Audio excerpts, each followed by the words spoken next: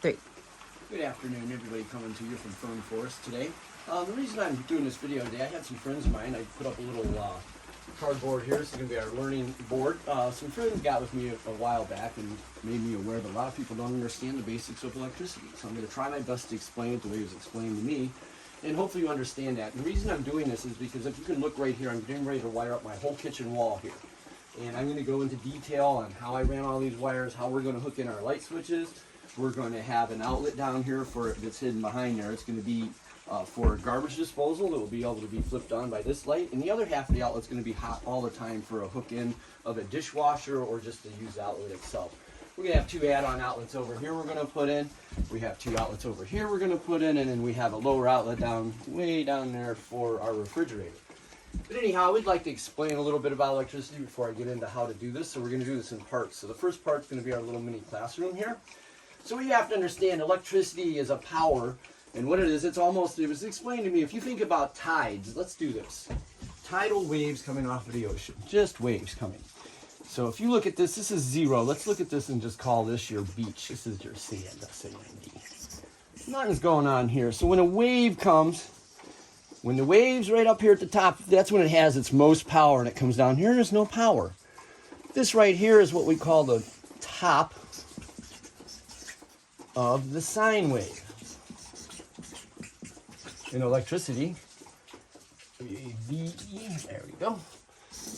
All right, now, as you watch your actual waves coming, they're going to go like this, and every time up the top, this is where the power is. If you're standing on the beach when this hits, you're in trouble. It's going to knock you over. If you're on the beach when it's down here, there's no problem. This is almost how electricity works, but there's another add-on. There's a bottom side here now, down here. We're going to call this up at the top the plus on the electrical scale of the sine wave. And then down here, this is going to be the negative.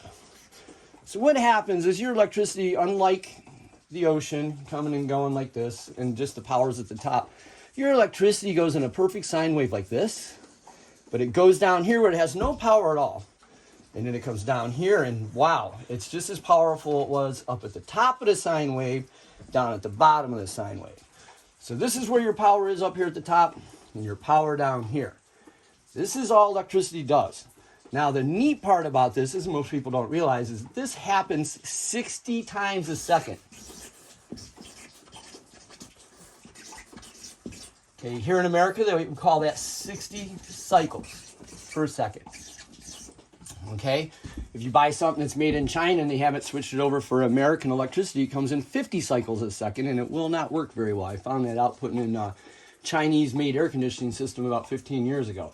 Anyhow, that being said, this is your basic electrical sine wave. And so what this thing's going to do is just keep going back and forth, 60 times a second, which is pretty amazing. A lot of people don't realize that, but when you're looking at a light, all you see is just a standard light. But that light is only lit when it's here and when it's here. Right here, there's no power to light that light. But it happens so fast that you don't recognize it. Looks like a constant light to you.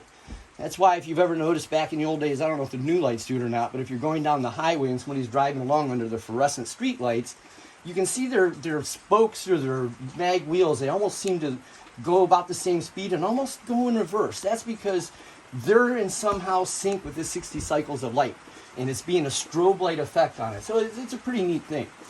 Another thing I want to talk to you about of this whole situation here, the most important thing to remember about electricity is my father always called it the sleeping circuit.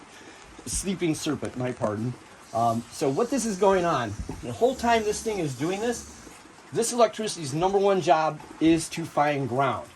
So I was explained to me, and that's why we used the ocean before, electricity is like water.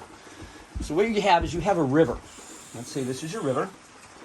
Yeah, it's a pretty straight river, huh? But we're just going to say. So this is your electricity. It's going to be coming through here. And the voltage is actually voltage. T-A-G.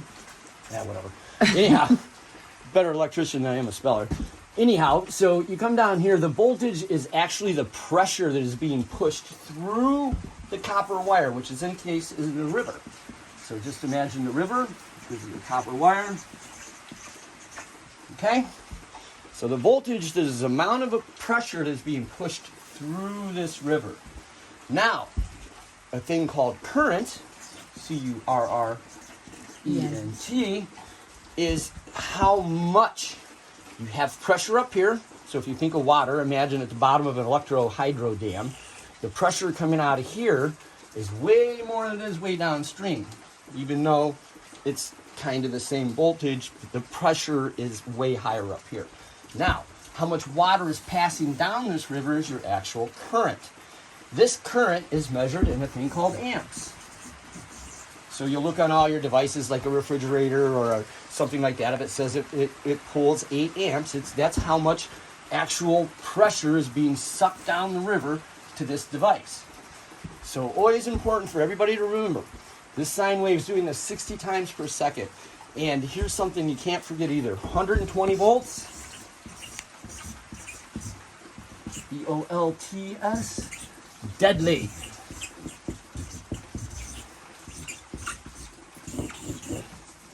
I've heard a lot of people say, oh, it's only 120 volts. It's not that deadly. It's not as bad as 460 or 230. There's another commercial voltage, 277.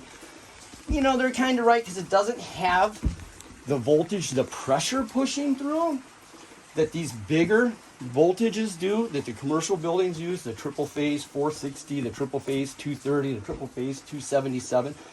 They have a lot more potential to push a lot more through you at one time. However, 120 volts, because it's operating on this cycle right here, 60 times a second, your internal phase rate of your heart in your body is on the same cycle internal phase rate. I'm not saying it pumps 60 cycles a second, but the internal mechanism of it that keeps it going is based on 60 cycles a second. So what happens if you happen to grab a hold of 120 volts and you catch it out of phase with your heart, it will throw you into a heart murmur. That's what they have defibrillators for, to bang you back in. So don't ever think just because it's 120 volts it's not deadly. It will kill you as sure as anything. And that's the end of our electrical part of this for our classroom. I'll tear this down and we'll get into some real application. That's the end of part 1. Have a good day.